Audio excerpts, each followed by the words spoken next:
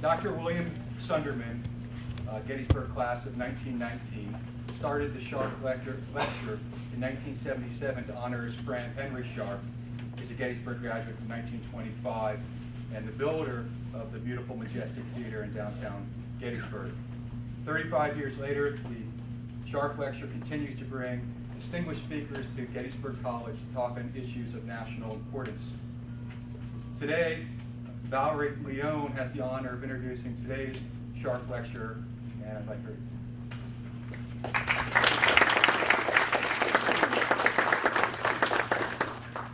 Thank you all for coming to the Scharf lecture. I'd like to welcome Ambassador Limbert, who received his Bachelor of Arts, Master's of Arts, and Doctorate in History and Middle Eastern Studies from Harvard University. He joined the Foreign Service in 1973 and was posted overseas in Algeria, Djibouti, Iran, Saudi Arabia, and the United Arab Emirates. He served as ambassador to the Islamic Republic of Mauritania from 2000 to 2003, deputy coordinator for counterterrorism in the State Department, and was the first ever U.S. Deputy Assistant Secretary of State for Iran from 2009 to 2010. Ambassador Limbert is an advisory board member at the National Iranian-American Council, an organization that advocates for greater engagement between the U.S. and Iran, and is the Distinguished Professor of International Affairs at the U.S. Naval Academy. His previous academic positions include Senior Fellow at Harvard University's Center for International Affairs and Dean of the Foreign Service Institute for School of Language Studies. As a newly appointed Foreign Service officer, Ambassador Limbert was stationed at the U.S. Embassy in Tehran when it was overrun by Iranian students in 1979. Along with 51 other Americans, he was held captive for more than a year. Please join me in welcoming Ambassador Limbert.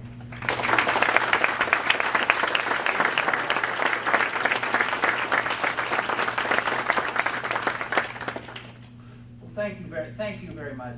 Thank you very much, Howard and Valerie and Jeffrey and all the good people from the Eisenhower Institute, the people who have been endowed the speakership here. It's a real pleasure to be up here in Gettysburg this morning. I got the battlefield tour from one of your professors. If you haven't those students who haven't taken that course, I would kill to be in that course. And I think if it had been possible, I think we would have still been out there right now, still doing the tour. Now somebody has stolen my speech, which was right here.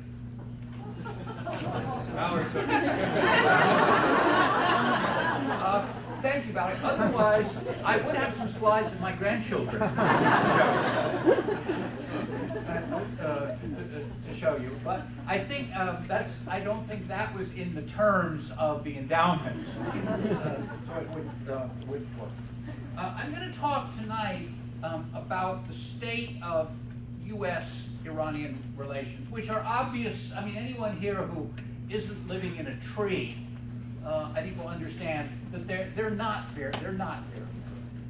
I should say, by the way, on a personal note, I have my connections to Iran, not the Islamic Republic of Iran, but to the country, go back now. It's more than 50 years. I have been there as a student. I have been there as a teacher. I have been there as a Peace Corps volunteer. I have been there as a diplomat serving in the U.S. Embassy, and I was, in the end, as Valerie mentioned, I've also been there as a prisoner. So I've had Iran from all different angles. But my connections go deeper than that, because I'm also very proud to be part of a extremely well-educated and cultured Iranian-American family.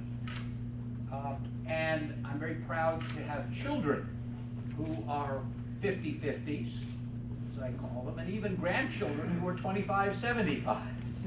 And they're still there. Their connections are still there. And at some time, I hope my hope is that I can get the grandchildren back there and to see where their grandmother originates, and where all that good food that they like, where that comes from. But I would also say, in the interest of full disclosure, I have no particular love for the Islamic Republic of Iran. As you heard, I served in the Islamic Republic of Mauritania. If you have to be in an Islamic Republic, that's a good one to be in. But my feelings about the Islamic Republic of Iran are different. I think that our Iranian friends, my Iranian relatives, they deserve better than that.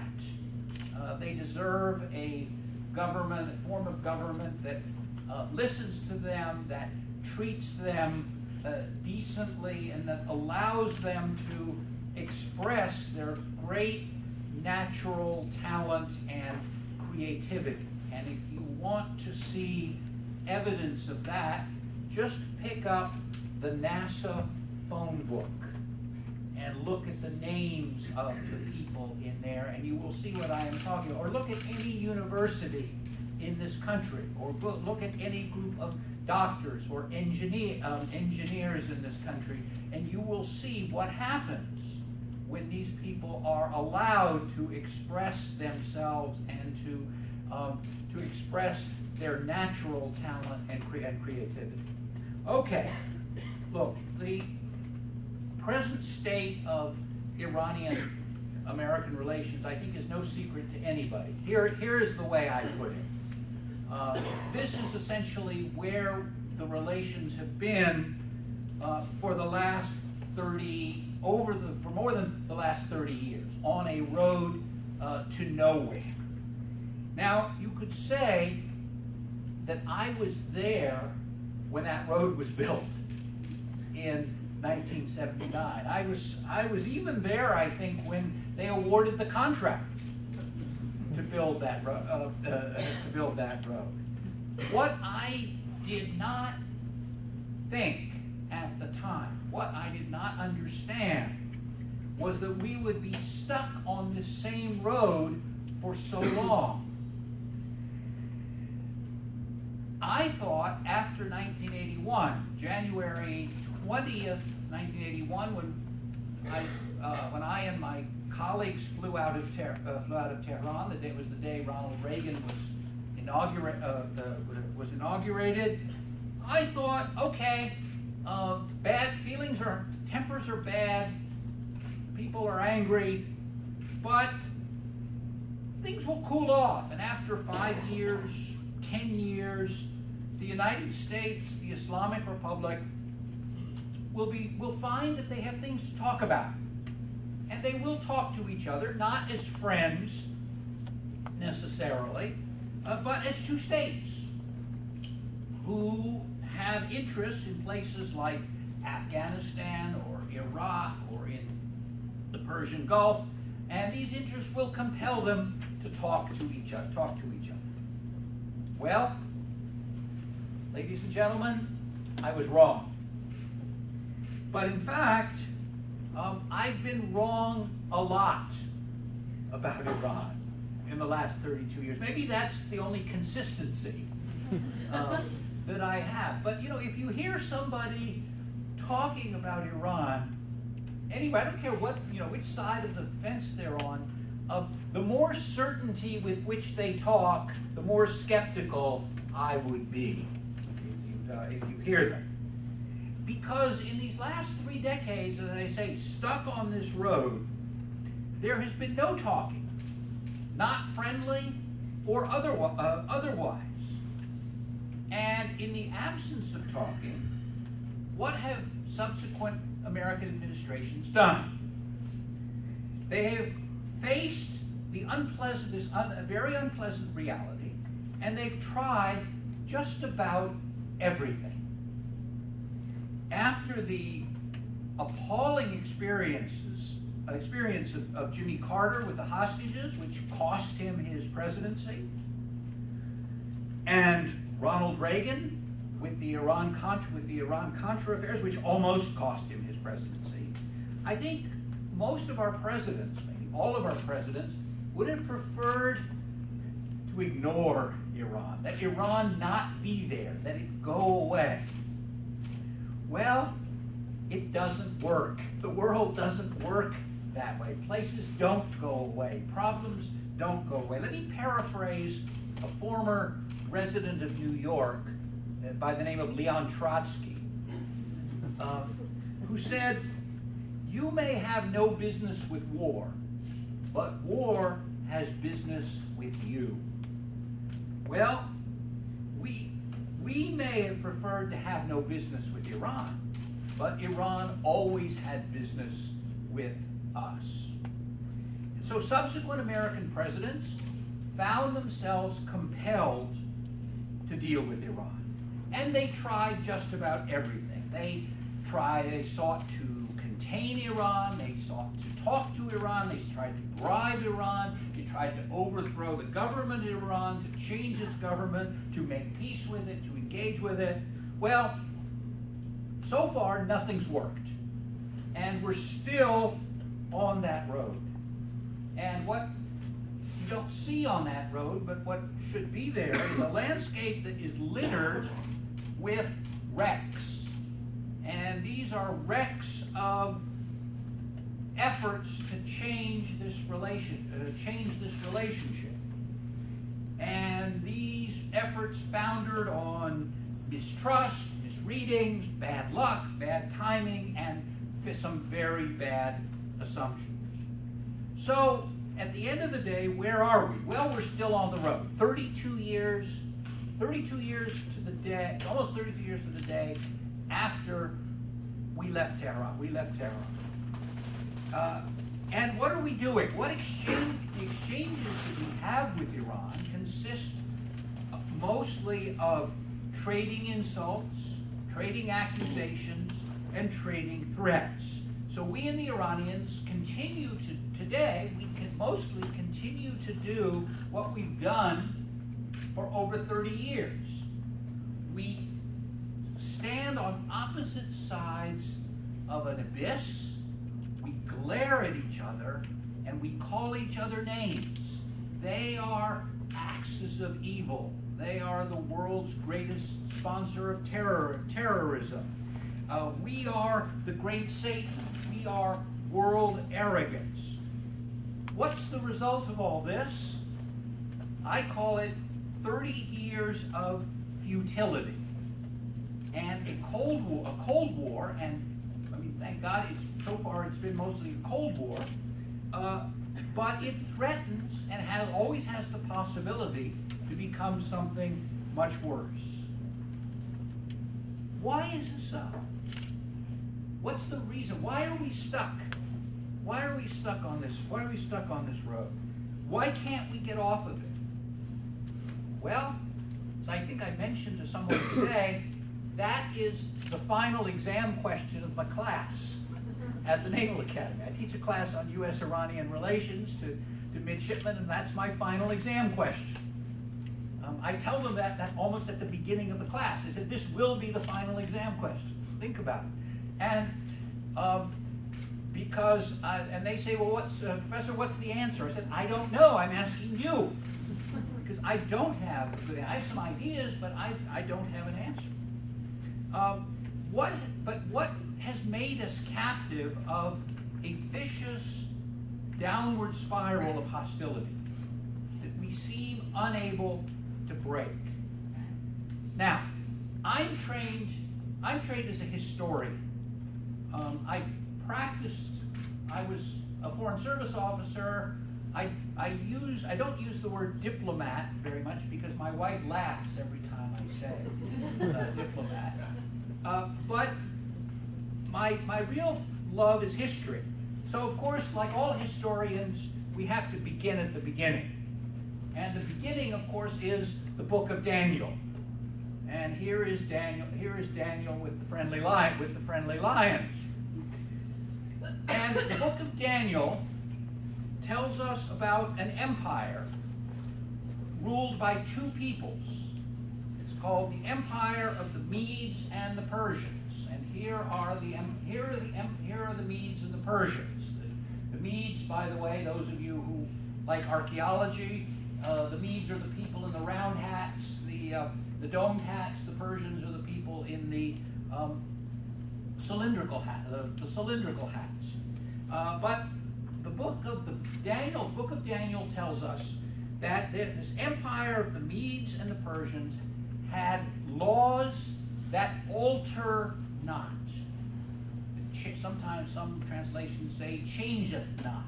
But the laws of the Medes and the Persians alter not. These are laws that are written in stone. And here you see a cuneiform tablet, probably written in the old Persian language from about the 5th, probably the 5th century BCE. And these were the laws. They did not. This was a empire of laws that did not change. Now,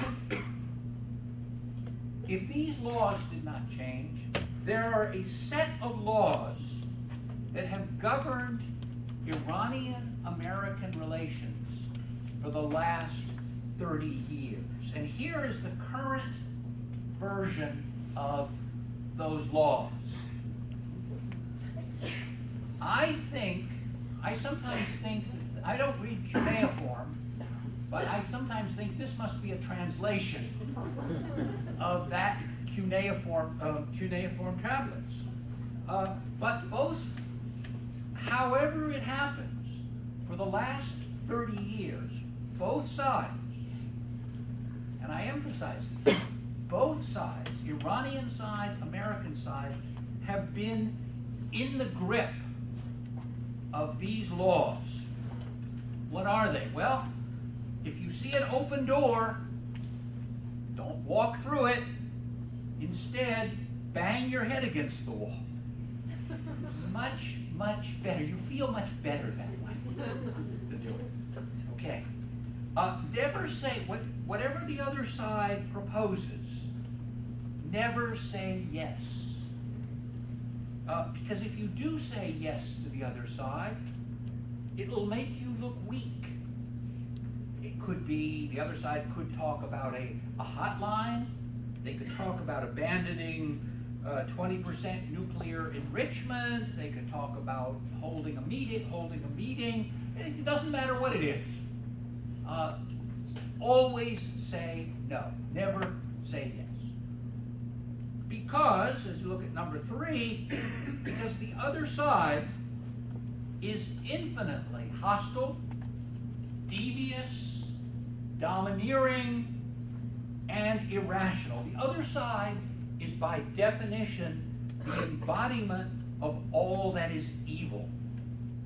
Therefore, when we get to number 4, never forget that anything the other side proposes must contain some kind of trick, because their life, their only purpose in life, people in Iran get up every morning and say to themselves, how can I cheat the United States today? From the Iranian point of view, people in the United States get up every morning and they say, how can we bash the Iranians today? What can we do to the Iranians today to make their life miserable? I'll tell you, you think I'm exaggerating. I wish I was. Let me just tell you a quick story. About 2 years ago, the Iranians announced that they were ready to go online with a nuclear power plant and a reactor in Bushehr. Bushehr is a town in southern Iran on the Gulf. This is a reactor that originally the Iranians bought from the Germans in like 1976, 1977, before the revolution. It was bought under the Shah to produce electric power. It was obsolete when they bought it. After the revolution, work was suspended. Then the Iran-Iraq War came. It was damaged. It was neglected. But the best thing they could have done probably was to sell it for scrap. But for reasons of prestige, they contracted, and eventually, now here we are, 2010, 2011, they finished it with Russian help. Okay, they're ready to put it online. A reporter asks Secretary of State Clinton, what do you think about the reactor? She says, oh, we're not worried about it. We know that there are international safeguards. We've spoken to the Russians. about it. We're satisfied with the measures that are taken there. The way the fuel is handled. We know it's only for power generation, so it's not anything we're worried about. Okay. In Tehran, they ask one of the officials, "What do you think about what Secretary Clinton said?" And the answer was, "Well, I don't know what she's up to, but it must be some kind of a trick." In other words, you just can't take yes for an answer. That's where the two sides have gotten themselves. And finally, the last one, whenever you seem to be making progress, whenever things seem to be going in a positive direction, someone or some evil chance is going to come along and screw it up. And that happens. Again, I am not exaggerating, and I can give you some cases if you need to. Okay. 3 years ago, I came out of retirement. I left my very nice teaching job at the Naval Academy for about a year to work at the State Department on Iranian affairs. And from where I sat in the administration, I think I can say that the Obama administration and President Obama had made an honest effort to get off of that road and to break these rules, to somehow get out of the grip of these rules.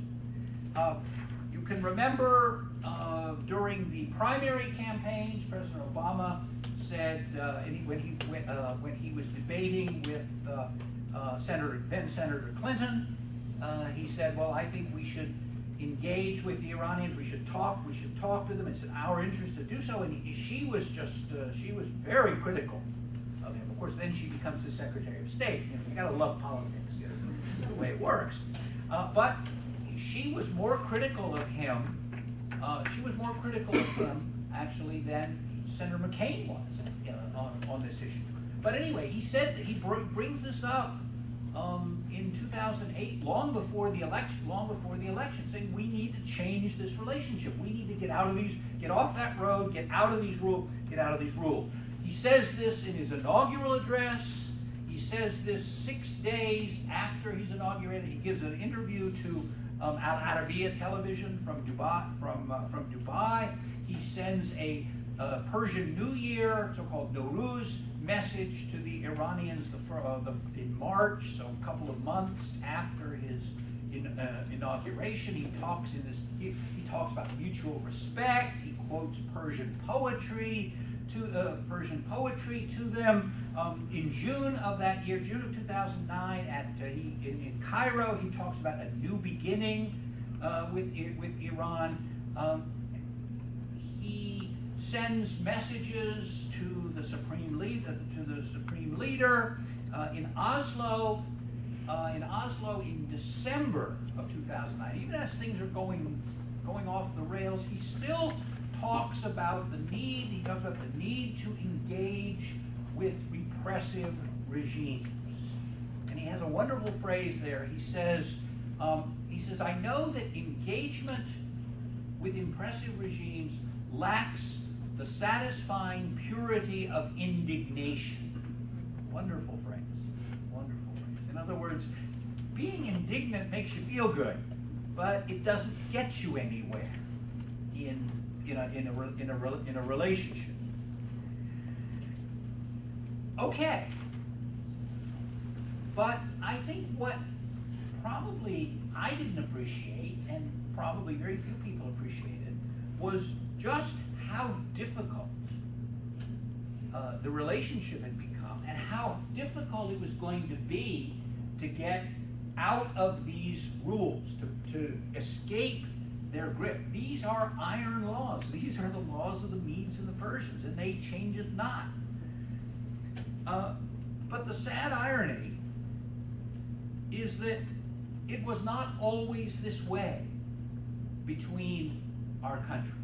I mean, I'm old enough that I remember a different kind of relationship. And And if we go back farther than 30 years, we find a very different story. Now, the reality is that for over 100 years, starting the beginning of the 20th century, Iran has been in a long-term struggle. Iranians have been in a long-term and very often a losing struggle to assert their identity, to recover their identity, to become masters in their own house, and to assert dignity and independence. And if you listen to their rhetoric, doesn't matter whether it's Ahmadinejad or anyone else, it's always about dignity and independence. And this is part of this long-term struggle. Here is an early manifestation of that struggle. This is a slide it's a picture from 1906, when Iranians won their constitution, which was, I think, the first or one of the first written constitutions in the Middle East. Notice who is leading the demonstrations for the Constitution. It's clerics. It's the religious class. These are not the people today that we think of as being the liberals, the people out in front of a struggle for freedom, but they were. They were. In 1906, they were. Why? Because in 1906, this was the intelligentsia of the country. The literacy rate in Iran in 1906 was 5%.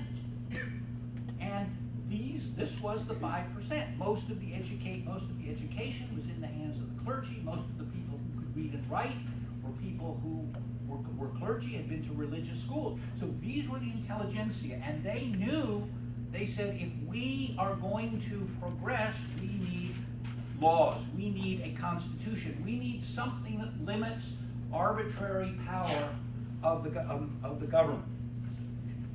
Now, in this struggle, in this 100-year struggle, Americans were originally on the good side. We were on the side of the good guys. And here's an early example of that. This is a man named this is the grave of a man named Howard Baskerville.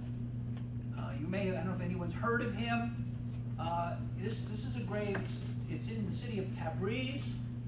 Howard Baskerville was a young teacher, I believe a Princeton graduate. We won't hold that against him, though.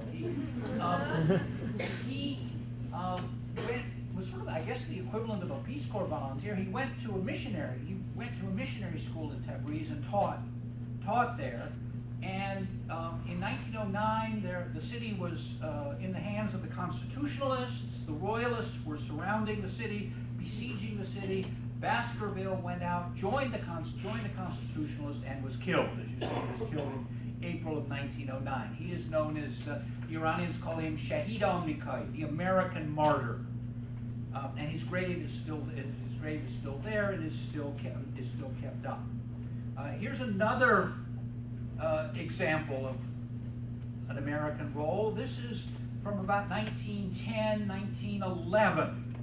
And this was a team when President Taft at the time sent a team of American advisors, financial advisors, under a man named Morgan Schuster, who's at the center, is at sort of the center in the front of the lighter coat, in order that the constitutional government could get control over the finances and the tax collection of the country. In other words, the government knew, the constitutionalists knew, if they couldn't control the taxes and the budget, they controlled nothing. None of their power meant anything. So here you see the Americans. You can identify them from their hats. You can see the Iranians. You can identify them from their hats. Basically working together in order to establish a meaningful constitutional government in Iran. This is about 1910, 1911. Here's a fascinating thing. This is one of my all-time favorite pictures. Anyone guess what this is? What you're looking at? Anyone guess what this might be? This is a group picture of a faculty of a school in Tabriz in 1920. The picture was taken in 1924. And it says, the sign says at the top, on the occasion of the 42nd year of the Memorial School of Tabriz. I don't know if it's a middle school or an elementary school or a high school, but here's the faculty. And what do you notice about it? Well, you notice 3 or 4 different kinds of people. You see these women here at the first, the uncovered. They're probably missionary wives, I imagine. I think these were probably Americans. The Presbyterians were very active in that part of the country. You see the foreigners here, probably mostly again, American missionaries, including the guy up here with the Hitler mustache. And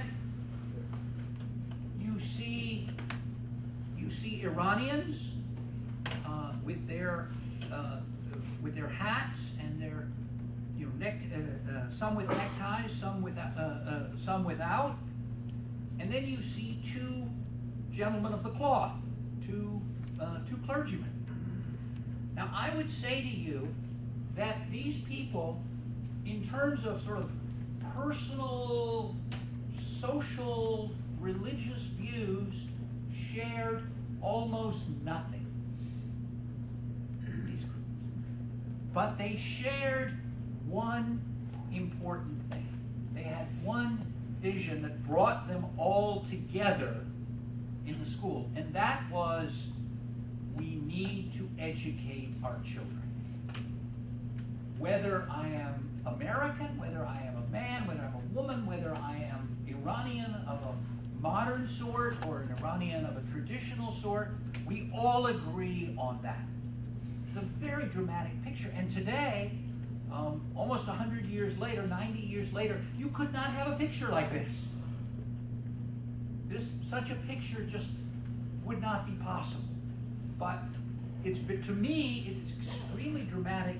It's saying, here are people of all different views united on one idea, and that is, we must educate our children. We must educate our children. Going on in that struggle, here's another scene. This is from, we talked about this 100-year struggle. This is from about early 1950s. This is the period of the controversy over nationalization of oil. It was a little bit like the earlier struggle over the budget and the taxes, and the fact that the Iranians now, in the early 50s, are seeking to get control over their one resource, which is their oil. It had been since oil was first discovered in 1908. That had been in British hands. The British managed it. They kept the books. They ran all the plants. They made all the decisions. Now the Iranians are seeking to get control over it because, as they knew, without control over their oil, they had control of nothing, like the constitutionalists 40 years before. Here is a demonstration. It's in Parliament, in front of the Parliament building, and this one banner, very eloquent, says simply, "Let our country alone. Let our country alone." And in this struggle, this was the nationalization struggle was led by Prime Minister Mohammad Mossadegh, and here you see him being greeted by President Truman. This would have been 1951. Mossadegh came to the United States to argue Iran's case at the United Nations. And here you see him meeting Truman at the White House. So there were a lot he was on the, most of that was on the cover. I think he was Times Man of the Year. And there were many in the United States who sympathized with him and with his cause. Now, we know the end of the story, and it's an unfortunate end where the U.S. government, driven by Cold War and anti-communist and very toxic domestic politics at the time, ended up siding with the British and their oil interests against Mossadegh and expelling him in a coup, toppling him in the coup of August 1953. Now let's jump ahead 50 years, or actually 60 years now, to the present. The problem now is what? President Obama's original attempts to establish dialogue, he has said from the beginning, we need to talk to each other. But frankly, they haven't gone anywhere. In 4 years, 5 years, well, almost 5 years now since he's been president, there has been exactly one meeting, one official high-level meeting. That was in October of 2009 between Undersecretary Burns and the Iranian representative, Mr. Jalili, in Geneva. That's not much. There's not much to show for these efforts. And since the efforts seem to have gone nowhere, what has happened? Well, both sides, the results have been unfortunate because both sides have returned to these dysfunctional patterns of the past. They're doing what they know how to do. People in Washington know how to bash Iran. People in Iran know how to bash Washington. It's familiar to them. It may not be productive, but it's familiar. What they do not know how to do is to change this relationship. How to get off the road, how to break those rules. I mean, in both capitals, careers have been built on bashing the other side. And so that's what they know how to do. Changing the relationship they can. Well, I leave you with this thought. What happens when two sides in a dispute fail to talk to each other, are unable to talk to each other, and particularly now for 32 years? Well, when you don't talk to the other side, you build up an image of the other side. You create an image of the other side that makes him, that other, simultaneously superhuman and subhuman. Superhuman means capable of anything. Building an atomic weapon, building an intercontinental missile, closing the Straits of Hormuz, whatever, all the bad things that you can think of. These are that other out there that we don't know much about them, but we know they're superhuman. At the same time, subhuman. Rats and cockroaches, you can't trust them. They're evil. They are mendacious. They are dissembling. They're lying. They're arrogant. They're all of these things. And that's what I fear is happening on both sides. And the problem is that kind of view, this simultaneous subhuman, superhuman view of the other, that rationalizes ill-considered actions against the other. We can do violence, we can do sabotage, we can do this, we can do that, because they are the way they are. They are the way we see Okay, how do we? I'm going to end in a few minutes, but I'm going to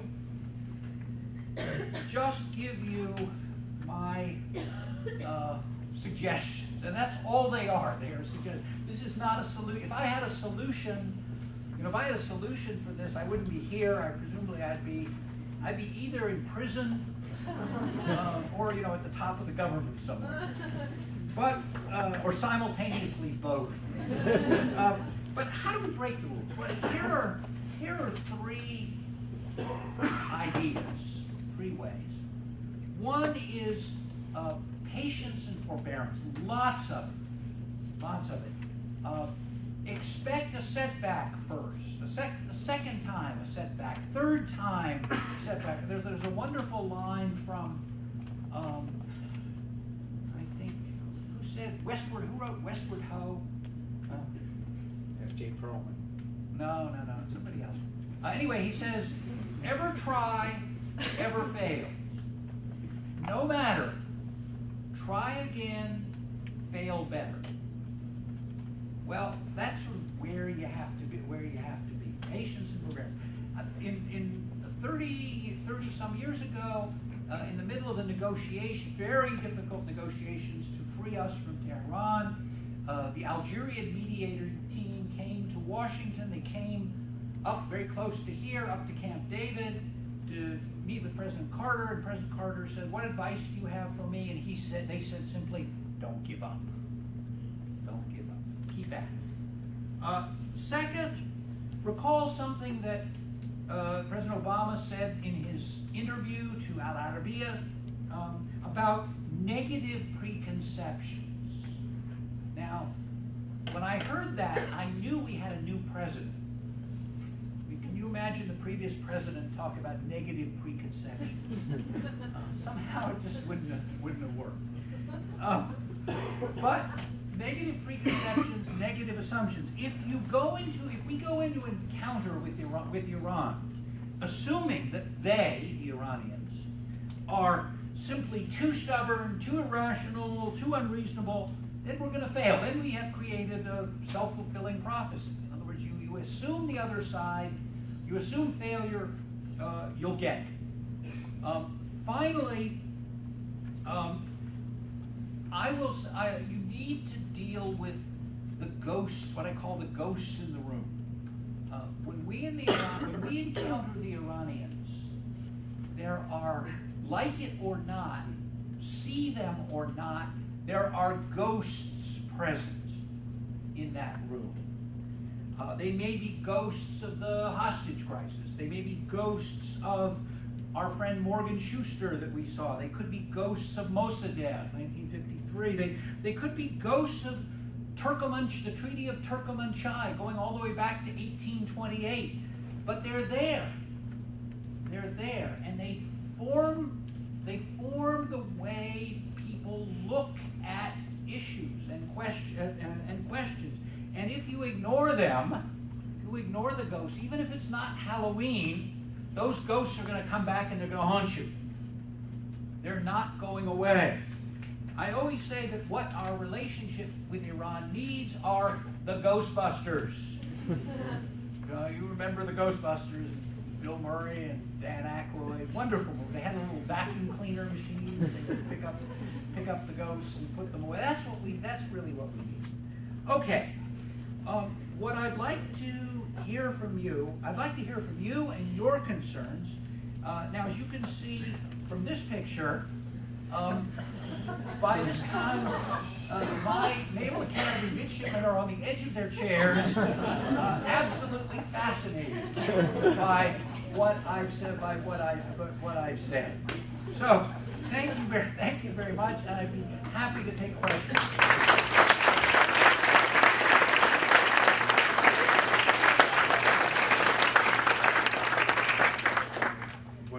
What Ambassador Limbert failed to say is who was speaking at this event. Do you remember who that was? I will not say. Okay, I won't say it. In the interest of politically correctness, I won't say. It wasn't John. The way we're going to do this is raise your hand. You'll be identified. Stand up. Say your question as clearly as possible. I'm going to try to paraphrase it for the sake of the camera, and then Mr. Limbert is going to try to dodge your question as best possible. And I'm going to give preference to students if at all possible, but I'll take anybody's questions. Yes, sir. Thank you for coming. I just wanted to ask, what do you think are the realistic prospects for engagement, given especially Iran's nuclear program, prior support for various groups in the Middle East, and also their support for the Syrian regime? Those are some pretty serious policy disagreements, and what would seem to be serious stumbling blocks to substantive engagement. Let me just try to paraphrase that. What are the realistic prospects for engagement given Iran's nuclear program and their aggressive posture in the region?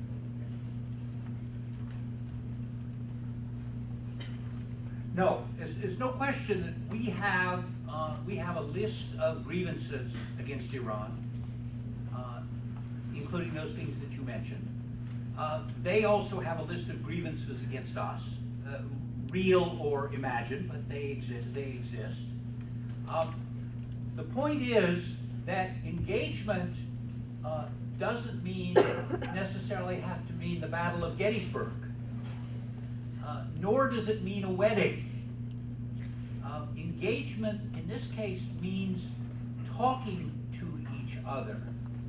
And I think our history is pretty clear on our ability to talk to countries that have all kinds of governments which have done all sorts of things that we do not like. I mean, engaging with Great Britain and Australia and Norway is pretty easy. There aren't any, I mean, maybe we have a grievance against the British. They drive on the wrong side of the road and they have bad food. How can we engage with people like that? But I think listen, go back and review the president's Oslo speech, where he addresses exactly that. The fact that you talk to another country does not mean you agree with their policy, that you like their policy, or that you will not speak out against their policy. I mean, look at our long-term relation with the Soviet Union. We never stopped talking to them, not because we liked them, not because we admired them, not because we agreed with what they were doing, but because it was in our interest to do so. And I think that is very much the case with Iran. Now, to go back to the first part of your question, what are the prospects?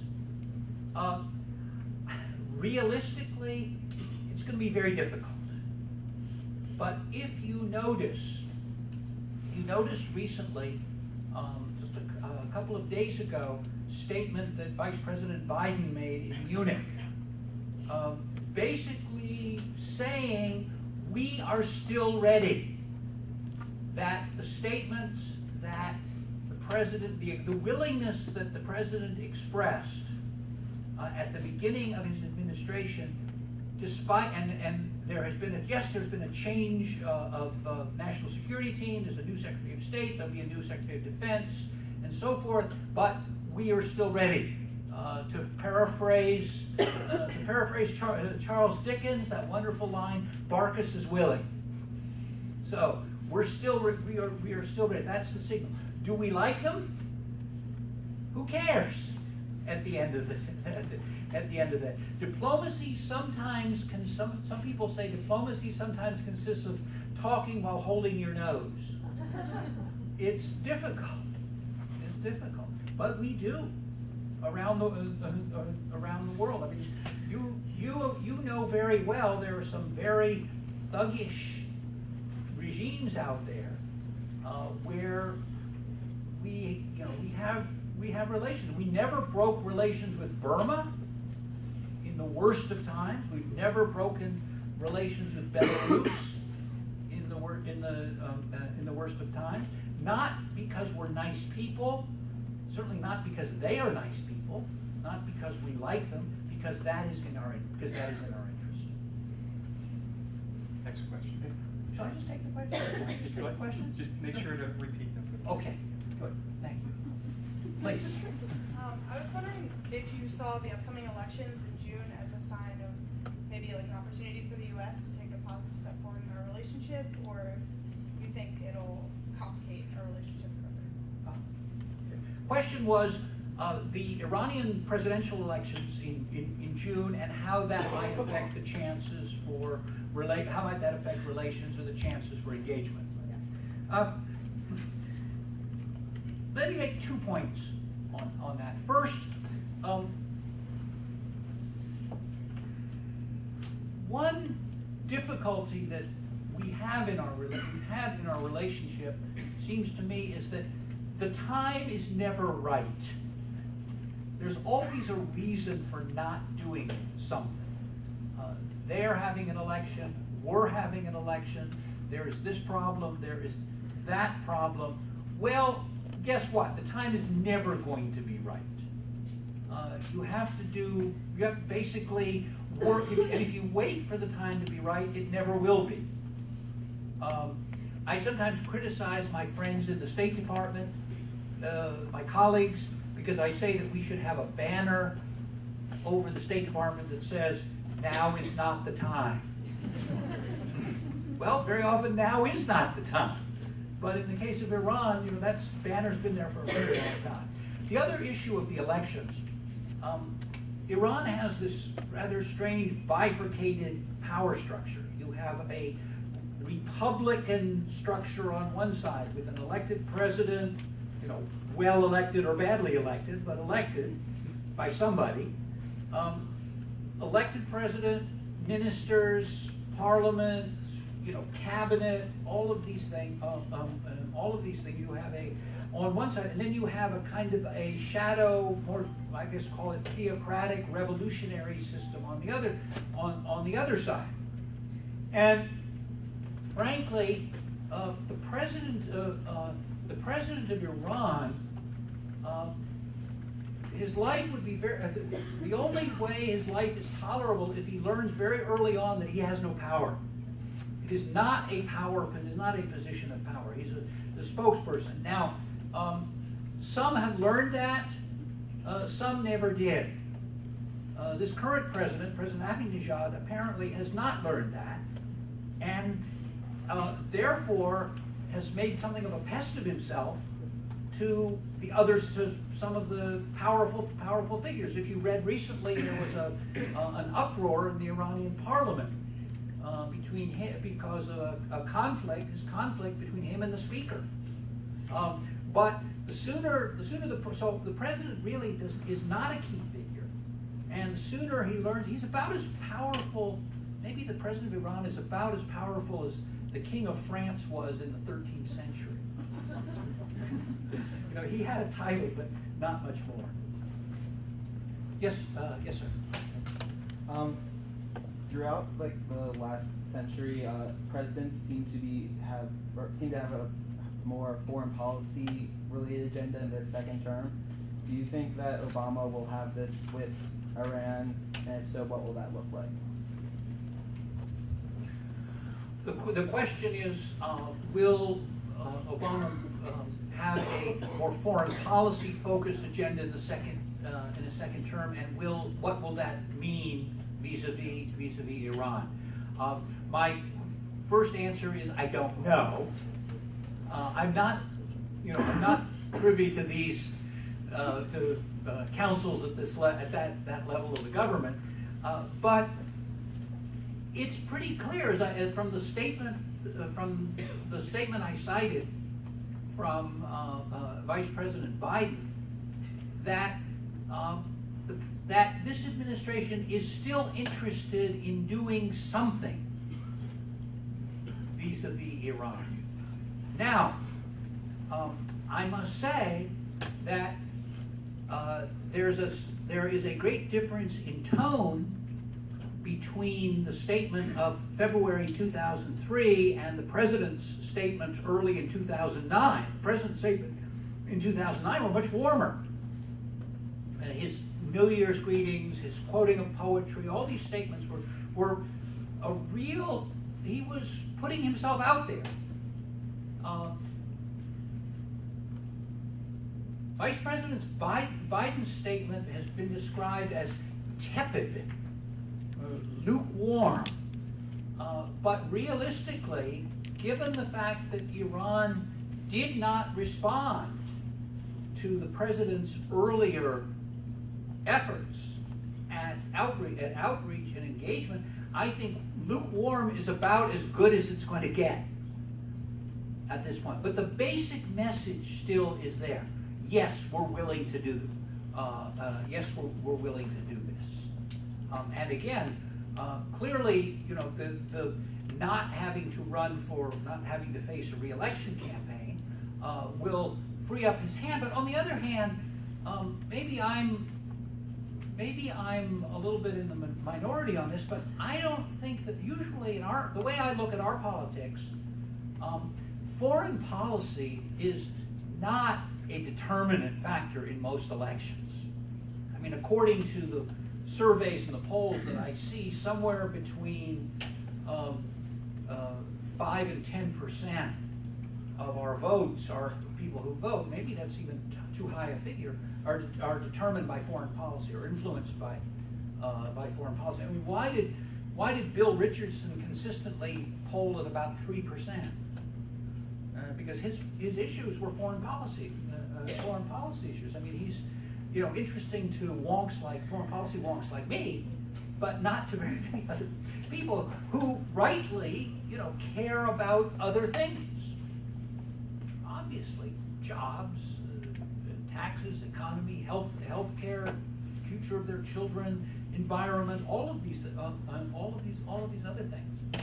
I mean, look at what happened in 2008.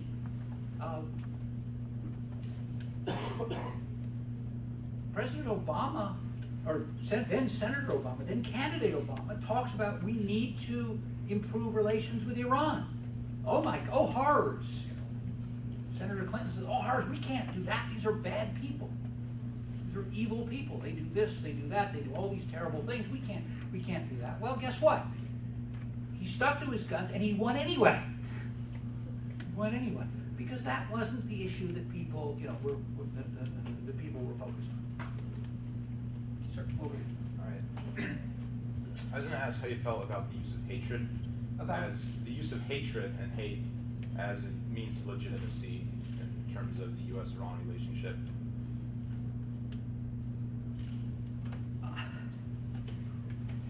Question's an interesting one. It's the use of hate and hatred in this relationship. Hatred may be too strong a word, but fear is certainly a factor. I'll tell you a story. When I was locked up in Tehran, occasionally we would hear these demonstrations outside, or they would, as a form of torture, they would turn on a radio and somebody would be ranting and raving about all the evils of this and the evils of America and the evil of this and the evil of that. And I always said that was a form of torture. I have to listen to that stuff. But what I was reminded of, remember 1984, remember George Orwell, the 2 minutes hate. You know, in the middle of the work, everybody would stop and they'd have the 2 minutes hate, and then they'd have hate week. And it was there. It was useful. It was useful. I think in this case, maybe not, you know, hate, but fear is definitely. I think politicians on both sides have found fear to be a useful tool. You know, because I don't think most ordinary Iranians don't hate America. I don't think most ordinary Americans hate Iran. But there are currents which find it useful to create fear, to create something called. I mean, has everyone here heard of the Iranian threat? Has anyone here not heard of the Iranian threat? At the institution where Howard and I teach, we have to convince people that Iranian threat is actually 2 words. It's kind of like damn Yankees. It's 2 words that you hear it a lot. And Iran has been made into this superhuman threat of, a nuclear power, which is suicidal, and they're messianic, and they're undeterrable, and they're suicidal, and all they want to do is become martyrs, and they're going to close the Straits of Hormuz, and they're building intercontinental. Well, the Islamic Republic, they're not nice people, but let's get a sense of proportion as to who they are and what they are capable of. And I think this fear-mongering, and we have seen it across the board, is very, very dangerous. Because unchecked by reality, it then can justify some very destructive and dangerous action. So I think you're right to it. Hate, I wouldn't quite put out there. Over here, yes. I was wondering if you think our relations with Israel would suffer should our relations with Iran increase, especially under Netanyahu or the Likud party majority. Okay. Question was, would our relations with Israel suffer if our relations with Iran changed or improved? Well, I'll tell you a story. When I went back to the State Department in 2009 and I started working, I think the second day I was there, I got a call from the Israeli embassy. And they said, we want to come and see you. So this very nice, a couple of these very nice officers, diplomats from the Israeli embassy, they're very good diplomats. They came and they said, man, I explained, talked about what Obama wanted to do and this, that, and the other. I'm sure they reported it back to Tel Aviv. I'm sure the Israelis were absolutely horrified, or to Jerusalem. I'm sure they were horrified by what they heard, but they've always been very nice to me, despite that. I've gone there a number of times. But it's an interesting question. It gets back to something you said, sir, about the so-called existential threat. The debate, from what I understand, and I'm not an expert on Israeli politics, but what my Israeli friends tell me is that this is a hotly debated issue within Israel. And there is a great diversity of opinion over Iran. And it's a diversity of opinion that you do not hear in this country. That the image projected in this country is very much that of the far right in Israel. Now, I was in Israel for a conference a few years back, and someone said to me, Israeli friend said to me, he said, our far right and your far right are beating their chests about Iran. And there's an actual alliance between the two groups, between our far right and your far right. And they have the same rhetoric, they're using the same rhetoric about Iran. But the target of this alliance is not Iran. I said, really? He said, yes. The target, guess who the target is? Obama. Because both groups hate him equally. And I said, oh, come on, that's far-fetched. You know, that can't be. And then, if you watch the campaign in 2012, you see the emergence of Mr. Adelson and his money backing first Mr. Gingrich and then Mr. Romney, and he is, you know, what's going on here? He is pushing a far-right Israeli agenda. He is the publisher of, I think, one of Israel's biggest newspapers. What's it called? The Daily something? I forget what it is. I think it's called the Daily. It's a free newspaper.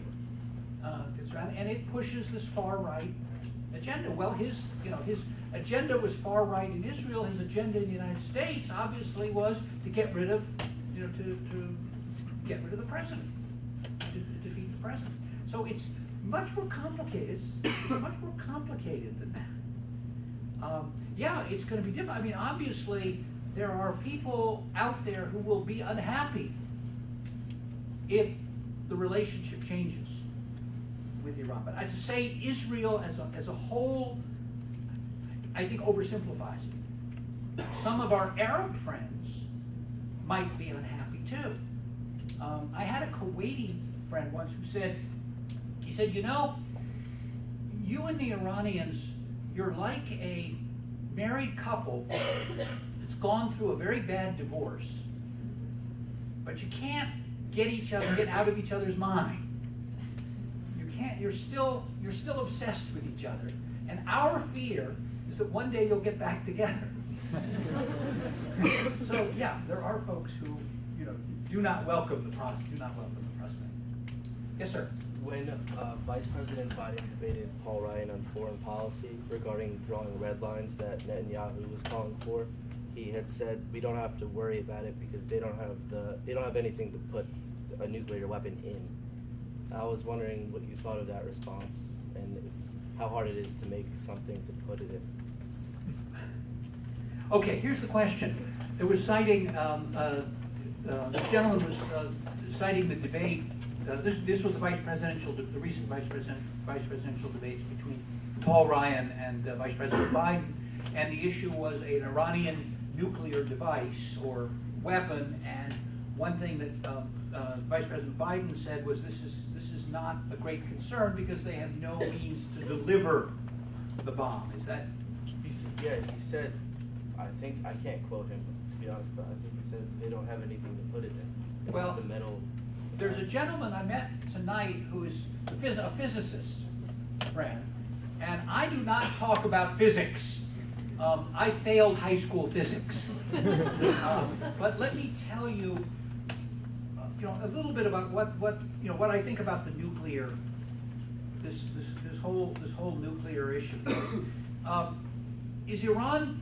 I mean, if you go to think tank events and events around Washington, and you can spend your whole life about Iran. You can spend your whole life doing that. I mean, I'd have to give up my teaching job and go every day to American Enterprise Institute or Wilson Center or Center for Naval Analysis or one of these things, and they're always talking about Iran. And inevitably, somebody will get up there and say, yes, we know the Iranians are making a bomb. We know for sure they're making a bomb. And inevitably, someone in the audience will ask, well, how do you know? What is your evidence? And if you listen to the evidence, you listen to the response, it usually comes down to, we know they are making a bomb because they are bad people. They lie, they cheat, they deceive, they support terrorists, they support Bashar Assad, they oppose Middle East peace, therefore they're bad people, therefore they must be making a bomb. Well, there's something, I'm not an expert in logic, but there is a fallacy there of some kind. There's something missing in that chain of events. The other thing about a nuclear weapon, maybe they are. I don't know. The evidence to me is, the best I can say is inconclusive. Inconclusive. Have they been less than forthcoming about their program? Sure. What does that mean? What does that mean? I don't know. I don't know. But a couple of things. In Iran, I mean, what does a nuclear weapon do for Iran? What does it gain them, other than maybe some momentary prestige? But if you ask an official of the Islamic Republic, what is the greatest threat to your security? They will not say the Israeli military, the American military, anything like that. They will say internal dissidents, what they call fitnegaron, the seditionists, who are, of course, in their view, fomented, supported by what I call the three-letter coalition. CIA, MI5, BBC, VOA, all NGOs collectively. They are fomented by outsiders, in other words. That's the threat to us. The Velvet Revolution. They are obsessed with a Velvet Revolution, and they even have courses. They'll give a doctorate in countering Velvet Revolutions. Believe it or not, believe it. It's a whole course of study. I don't know, maybe Gettysburg College could do something like that. If they had a program like that. Velvet Revolution. But anyway, point is, if that's your threat, if that's the threat, then what does a nuclear weapon do for you? How does it increase your security? The answer is, it does not. Because you cannot drop a nuclear weapon on a group of dissidents, demonstrating dissidents. Now, I say that, but on the other hand, sometimes I think, well, maybe Bashar Assad would do something like that. Doesn't apply in his case. But there it is. It doesn't. Just in that sense, you ask yourself, well, why? What's the reason? What's the reason for it? And one bomb, two bombs. The other issue that strikes me is it goes back to your issue of hatred and fear. Why do we obsess over a dubious Iranian nuclear program? A nuclear program that we really don't know what it is, where it's going, how much progress they're making. If it were up to me, I would worry much more about Pakistan.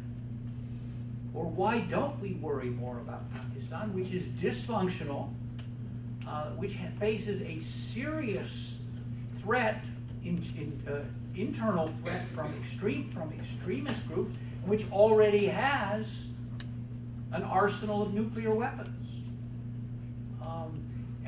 Of course, Pakistan had nothing to do with what happened in Mumbai. We know that, of course. But with its record and its history, so how this idea got blown up to the issue it was, not that we don't worry about it, we do, but you worry about it to the right.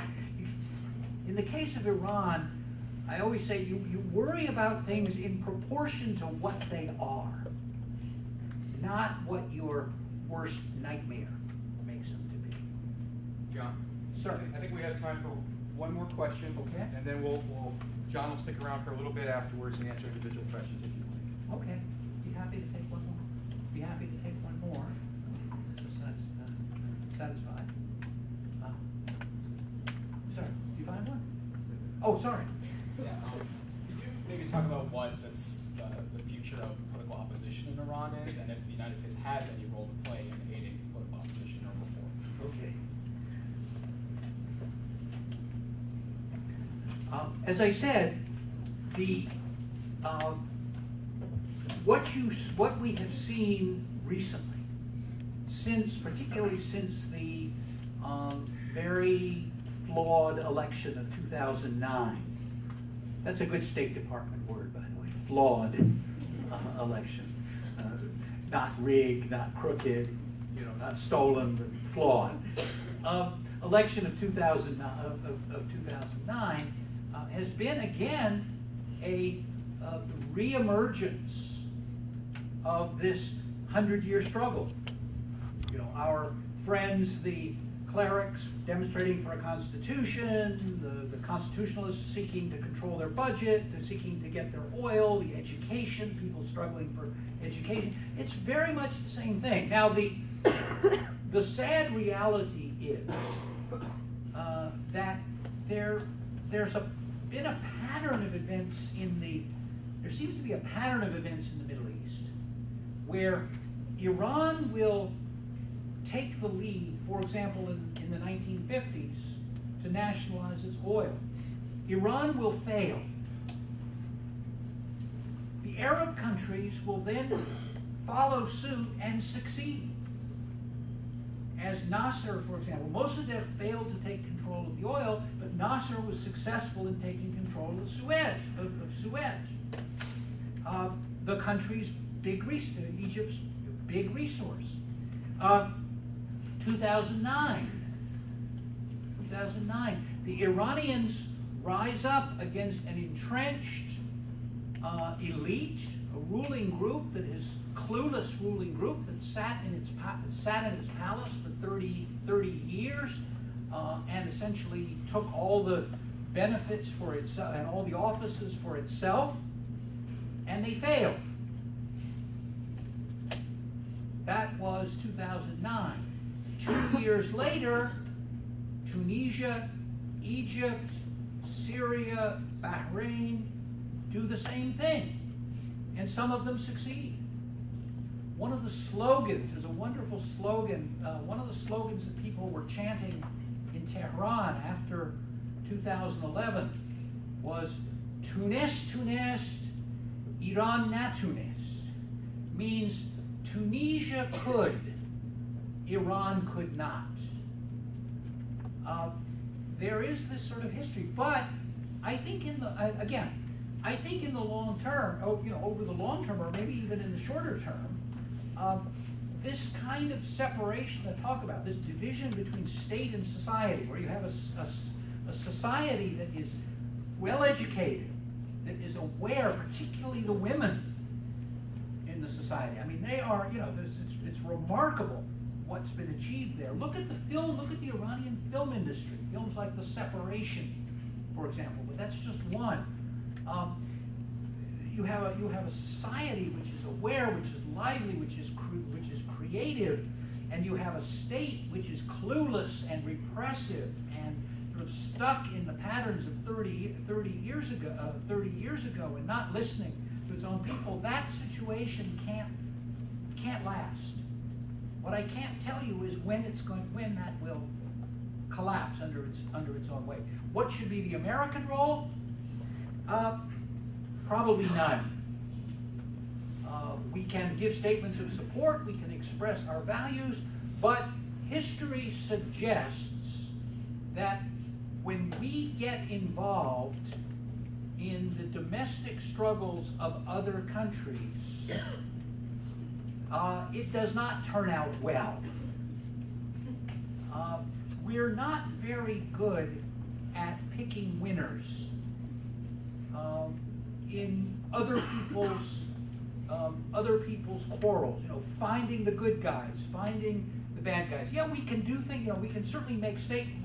We should be speaking out strongly in support of human rights. We speak out. I mean, I myself went to the Human Rights Council meeting in Geneva back in 2010 when Iran was up for review, and we worked very hard to make sure that was done. The Iranians took that very seriously. I mean, I was essentially the American delegation to that meeting. The Iranians sent 35 people there, and we all ended up at the same hotel, and they would glare at me across the lobby. So they knew exactly who I was and exactly what I was doing. what I was saying. This is, yes, we should do, and we should be very forthright about this. But in terms of supporting Group X against Group Y, we got to be very careful because we can end up supporting the wrong group, and our history suggests we might be. Also, a group gets identified with the United States and foreign powers may not be so good for them. This is, at the end of the day, a choice for the people of the country. To tell you, just to give you a quick story, I'm sorry to go on so long, but you hit a nerve here, I think. Any of you familiar with a group called the MEK, the Mujahideen Khalq? What do you know about them? It's an Iranian opposition group that's been on the State Department's terrorist organization list for 29 years now. Yeah, it is. It's an opposition group. It goes back. It was founded in the 60s. It's an odd mix of Marxism and Shia Islam.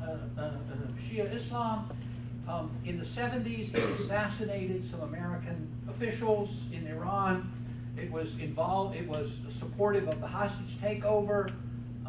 In the Iran-Iraq War, they fought on the side of the Iraqis against the Iranians, and it's migrated into a cult, and I say that it's a combination of the Khmer Rouge and Jonestown.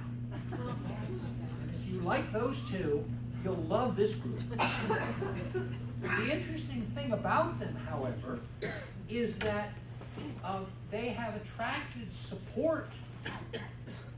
supporters in the United States, and they've gotten support from very big names. This is the danger of getting into places you don't understand.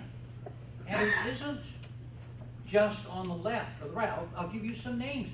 Howard Dean supports them. Tony Zinni, former Central Command. General Pace supports them. What's his name? Mukasey, the head of the FBI, supports them. Woolsey, former head of CIA. One of the Kennedys, I think, one of the Kennedy sons supports them.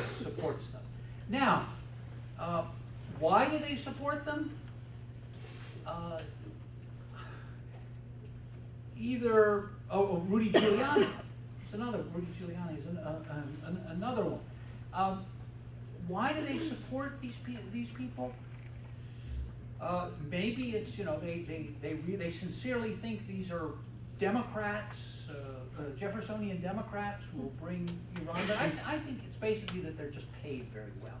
Oh, I mentioned somebody else, Torricelli, former Senator Torricelli, if you knew him. That doesn't surprise me, though. But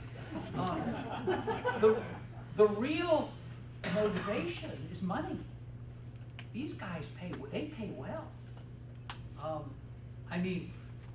For a 10-minute, they would hold conferences at the Willard Hotel in Washington, very expensive place, and bring these people in to talk, and for a 15-minute talk, they would get $25,000. I go out and talk to a group, I get a necktie. Try me with $25,000, maybe I do it, I don't know. But point being, to answer your question, we must tread very carefully on this and not get drawn into a situation we don't understand, or we don't understand who the players are. And this example I use of the MEK, maybe that's an extreme example, but it can tell you what can happen. What can happen when a combination of a lot of money and a lot of ignorance get together.